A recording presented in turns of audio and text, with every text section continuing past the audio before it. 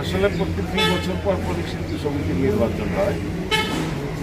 আমরা সমস্ত শিল্পীরা একটা শোকমুখর পরিবেশে এই নির্বাচন করি।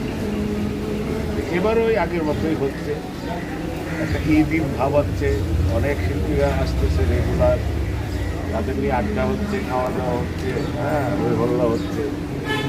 তা সত্ত্বেও আর বলা যাবে না কেন, অনেকে অনেক কিছু ওই মাইক সামনে থাকলে অনেক বক্তব্য দেয়। আর এখানে আসলে আমাদের সমিতি একটা অলাভজনক প্রক্রিয়া। এইটা আমাদের শিল্পীদের পকেটে টাকা দিয়ে দেয়। এইখানে কাউকে আশা দেওয়ার মতো কিছু নাই। আমরা নির্বাচন করি যে ক্যাবিনেট পাস করে যারা পাস হয়ে আসে সবাই শিল্পীর পাশে থাকার চেষ্টা করে। এবং আমি বিগত ২ বছর আগে হচ্ছে নির্বাচনে পাস করেছিলাম কোষাধ্যক্ষ পদে। এবারও ইনশাল্লাহ আমি আরমান কর্তৃপক্ষের থেকে কোষাধ্যক্ষ পদেই নির্বাচন করতেছি।